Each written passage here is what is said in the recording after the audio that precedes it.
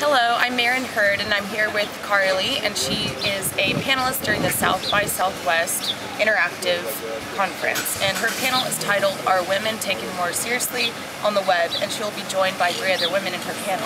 Hello, Carly. Thank you for meeting me. We're here at Cafe Moon Day in Austin. So you write for Rare Austin, The Austinist, and other media sites and publications. Will you tell me a little bit about what you do? Sure. I was a student journalist when I was an undergraduate years ago, and I just never stopped freelancing. And so when I moved to Austin for graduate school, I sent out to different places I thought I might want to contribute to, and I've really kind of, over the years, and especially just how the industry's moving, focused more and more on kind of web-based media and a lot of blogging. I've blogged for a bunch of different places, written film reviews, all kinds of things. That's exciting. How long have you been doing that? I'd say about 6 years. Okay, that's neat. And you are also a doctoral candidate in American Studies at UT. What are your goals within the next 6 months? Well, hopefully in the next 6 months I can get an academic article out. That'd be nice. A book project I worked on is coming out in October on barbecue. I worked with the Southern Foodways Alliance. I do a lot of oral history work on the Texas leg of the Southern Barbecue Trail, and so we actually have a book coming out called Republic of Barbecue. Oh, neat. That's about barbecue specifically in the Central Texas region. That's really neat. I'm going to have to get that. What is it you don't like about the new media industry and technology industry?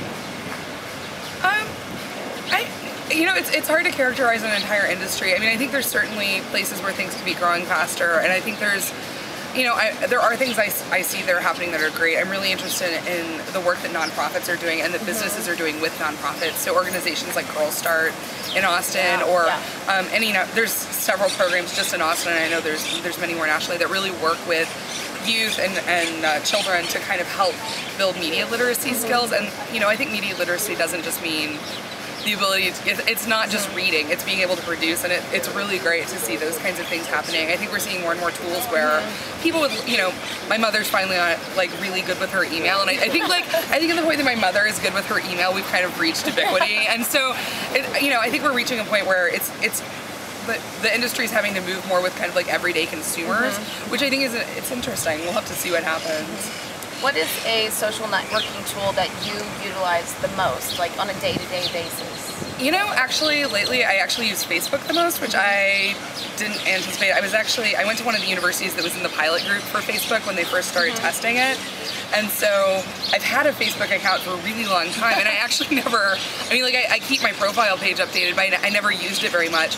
But then I have a Twitter account that I use much more, but Twitter will feed your status updates to Facebook, and then because of that, because I have such a larger network of people on Facebook, those status updates have become kind of how now I use Facebook all the time because people are commenting and talking with me via those status updates, which is kind of a weird collapse, I guess. And what is maybe like a major influence in this field that who has influenced you the most? Or a company or a person? Birds are getting aggressive. I would say probably the person, and it's someone who's a scholar, but who I really respect as kind of someone that's very media aware, is Henry Jenkins, who was one of the keynotes, I believe, last year at South by Southwest. He just does, I think, very sharp work on fandom, on how convergence of media, all kinds of things, and I really like what he does. His last book, or maybe he might have another one out by now, but anyway, Convergence Culture, which came out, I believe, in 2007, he was really shooting for a popular audience, and he didn't quite get there, so he ended up publishing with NYU Press. But it's nice to read scholarship that's really sharp and insightful, but is also very readable. And so even though he didn't quite get where it would come out through a popular press, it's a very readable book. And so, I like seeing people that do scholarship, and he's a very engaged person. He has a blog he updates really regularly, and so he's probably someone whose work I follow most directly. Okay, that's cool. And what are some topics that you've blogged about? I know that you're really, that's one of the main things you do too, but on a personal level or separate from that, what are some main topics that you discuss? Sure. Blogging is such an interesting thing because I have a personal account that I've had for years, I think like 8 years at this point, and that I don't, that's not public ever, and so it's funny to see the discrepancy between that and what I, excuse me, and what I write about more publicly. And so you know, there it's you know, things it's very like day-to-day kind of, you know, banalities. But then when I'm actually writing for other people, I used to do a lot of film reviews for different places. I have written a lot, you know, local events or something I ended up posting about a lot. Lately I've been writing about bars. I mean, it really just depends on kind of what you're interested in at the moment. Well, what I'm interested in, but also what they want, you know. I mean, that's when you freelance, you're always hired guns. And so, you know, it's usually things I'm interested in, but I've definitely gone to things where I'm like, I don't know, I'm sure it's fine, you know, and you show up and it, you know, usually it is. But I've interviewed all kinds of people through that. I've met all kinds of interesting people, so I usually will just roll with it. No, that's neat. What website, other than one of your own or one that you contribute to, would you suggest for someone trying to catch new trends in this industry? Well, if you're interested more in the academic side of things, I love the Resource Center for Cyberculture Studies. They publish book reviews mainly every month, and so they catch almost all the new media type scholarship that comes out. Things on, you know, cyberculture, which I think we might be moving past as a term, but you know, they've been going strong for quite a while. But gaming, social networking, you know, really interesting books on like how race plays out on the internet. Research methodologies for how you might, you know, look at those things critically, and so that's really good.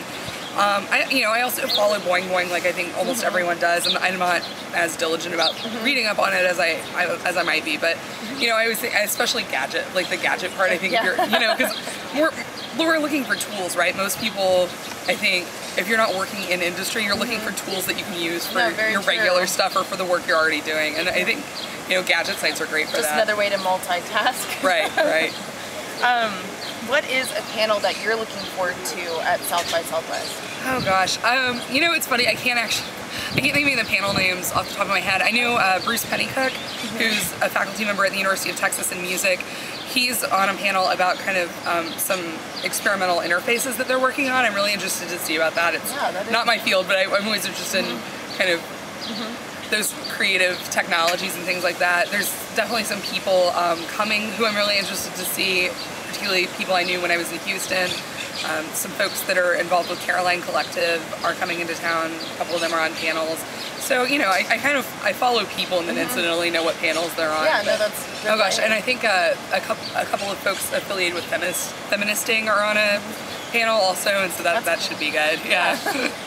Can you give me a brief rundown about the panel that you'll be taking part in? Sure. We had our kind of like pre-meeting recently, but we have 4 women who all kind of are affiliated with digital media work in different ways. I'm kind of the token academic, but you know, Laura Roeder, who organized, works and does a lot of kinds of online branding and marketing things for small businesses and for individuals. She works with Bria Grant, who was on Heroes for a while and who also went to graduate school with me, weirdly.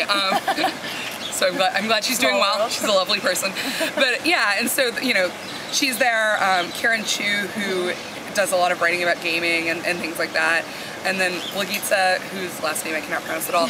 But, you know, people working on things from different ways. And I think Lagitza does consulting right now. But, you know, we all have these kinds of different experiences, some of them good, some of them bad. And it was really interesting in that pre-conversation. I think the things that we were most concerned about weren't necessarily the things that we had thought were going to be the most resonant as we started the conversation. And I think as much as all of us really want to say, like, yes, it's better now, we always have to temper that with, like, where it's not getting better fast enough or where things just aren't working. And, you know, sometimes things get better for women by getting worse for everyone else, and I don't know that that's necessarily a step forward for anyone. No, that's good, though. Well, thank you again, Carly. And you can catch Carly's panel, Are Women Taken More Seriously, on the web, Monday, March 16th at 11:30 a.m. in Room C.